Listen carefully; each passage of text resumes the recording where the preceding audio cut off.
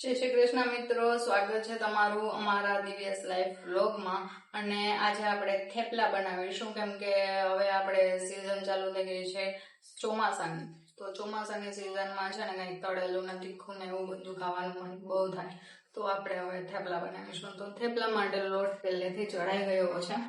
હવે આપણે થોડું એમાં ચટણી નાખીશું.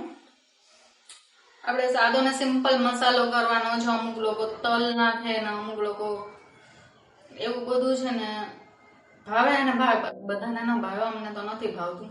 એટલે અમે સાદો ને સિમ્પલ થોડીક હળદર નાખી છે, થોડીક ચપટી હિંગ નાખશું. બસ આપણો આ મસાલો રેડી. હવે થોડુંક છે ને આપણે મીઠું નાખવાનું છે.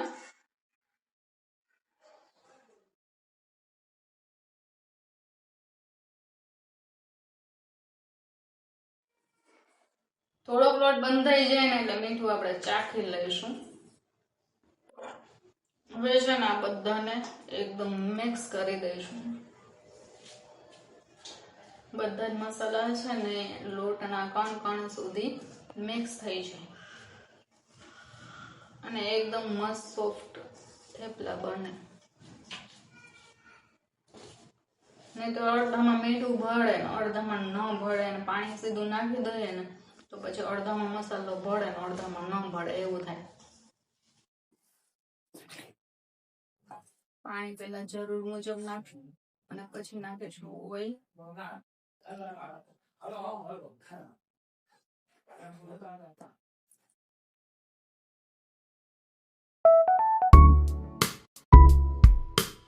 લોટ થોડોક છે ને ઢીલો રાખવાનો, એટલે હા એકદમ ઢીલો પણ નહીં અને એકદમ કઠણ પણ નહીં, એવું રાખવાનું, જેના લીધે થેપલા થોડા સોફ્ટ થશે.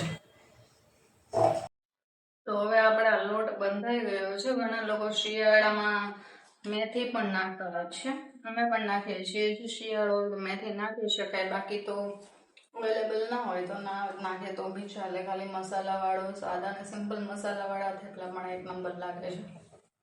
અને આમાં કંઈ વધારે પડતું તલ ને લવિંગ ને એલચી ને એ કંઈ નાખવાની જરૂર પડતી નથી. સાદા ને સિમ્પલ થેપલા વધારે મસ્ત લાગે છે. તો હવે આપણે બધા જ થેપલા વણી લેવાના છે અને મેં વણવાની તૈયારી સ્ટાર્ટ કરી દીધી છે.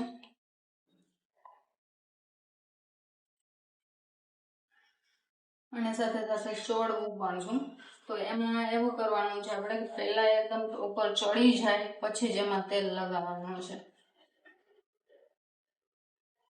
તો થેપલા છે ને વધારે સરસ થશે.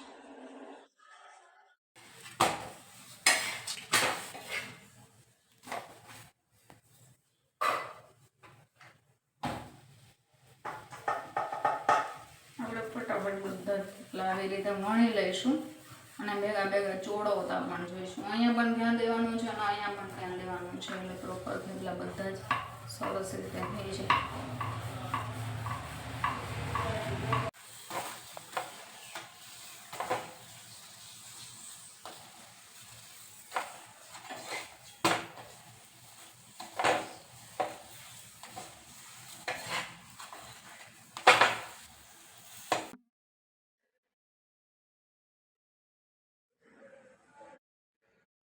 ઓઇલ નાખીશું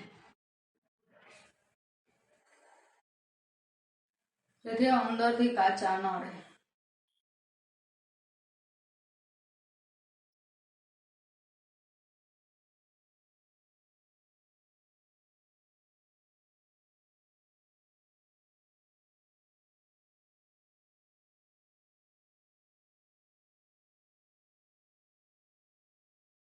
સો ફ્રેન્ડ્સ, હવે આપણા થેપલા રેડી છે અને ચાલો જમવા. અને જો તમે સ્ટોર કરવા માટે બનાવતા હોય તો એને છે ને એકદમ ભરી જાય પછી જ છે ને ડબ્બામાં કોઈ પણ ભરવાના, ને ત્યાં સુધી એકદમ ફરે નહીં ત્યાં સુધી નહીં ભરવાનું. તો આપણે 2-3 દિવસ સુધી આરામથી નાસ્તો કરીશું અને એને ખાવા માટે બનાવતા તો ગરમ ગરમ તમે ખાઈ શકો છો. અને બહાર લઈ જવા માટે બનાવતા હોય તો બહુ લોંગ ટાઈમ માટે બનાવતા હોય, બહુ લોંગ ટાઈમ માટે અઠવાડિયા સુધી પણ લઈ જવાનું થતું હોય તો તમે છે ને એકદમ ભરી જાય પછી સીધા ફ્રીજમાં રાખી દેશે. ને ઠંડા ઠંડા જમવા કરે પછી પાઇપિંગ નહીં મળે. ફાઇનલી હવે આપણી આ થાળી તૈયાર થઈ ગઈ છે. તમે બધા આવી શકો છો જમવા. અને મળીએ હવે નેક્સ્ટ બ્લોગમાં. અને ત્યાં સુધી good bye, Tata, C you. અને પોતાના ધ્યાન રાખજો.